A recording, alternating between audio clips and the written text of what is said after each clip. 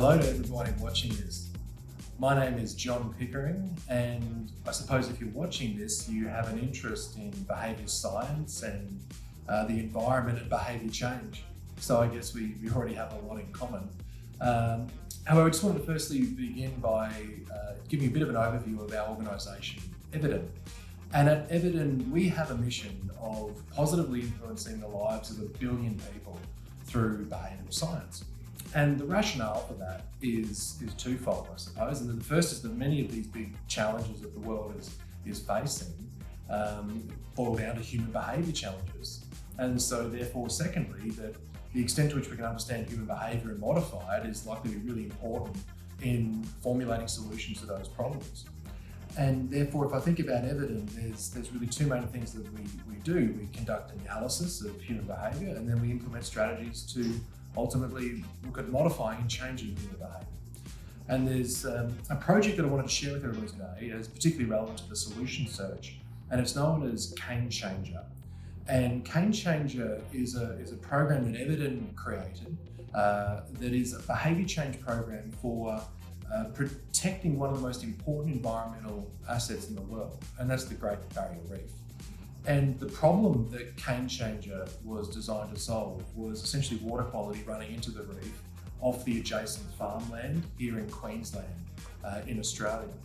And we were brought in to address one what seemed like straightforward question, and that is, why won't these cane farmers change? And what people really meant by that is, why won't the farmers adopt practices that are likely to improve water quality when they're known to contribute to poor water quality entering the Great Barrier Reef? And what was fascinating about that was that in this instance, it wasn't just one practice or behaviour that needed to change. It was actually about 17 different farming practices that didn't need to just change once, but on a continuous basis, basically forevermore. And not only that, it wasn't just the farmers that we needed to get involved with the process of change. It was actually all the different groups and stakeholders that are broadly speaking involved in that farming ecosystem here in Australia. So it's quite a complex problem. And it begs the question, well, how do you go about doing that? And what we had to do, and what in fact we did, was develop this concept or a framework or an approach called the behavioural systems analysis. And it's a bit jargonistic, that concept of the behavioural systems analysis, but what it simply means is that behaviour, as we know, occurs in a system. And we need to understand all the different contributory factors within that system if we're to be serious about modifying behaviour. And so we're talking there about what does the BSA or Behavioural Systems Analysis enable us to do, but work out what the actual problem is and define it clearly, and what behaviours need to change. What are the social structures and social norms that could be activated as part of the change process? What matters to people? What driving and restraining forces are existent within the system?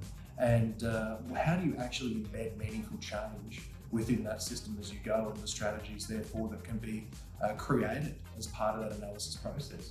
And that's exactly what we did. We did that analysis and then extracted out of that a suite of different strategies. There are over 20 in total that all led to this idea of creating an increase in the adoption of these farming practices that improve water quality entering the Great Barrier Reef. And what I'm talking about there is using behavioural commitment devices, resetting and reshaping social norms and social identities in different geographic areas within the state, embedding new skills in leaders within the locally occurring and naturally occurring groups that exist in the sugarcane industry to lead change in an ongoing way, and using a range of different emotional appeals and messaging and communications throughout the project. It was a partnership approach. We were lucky to work with a range of different groups, particularly cane growers here in Australia, and the project itself helped deliver about a 500% increase in the adoption of the best management practices that improve water quality entering the reef.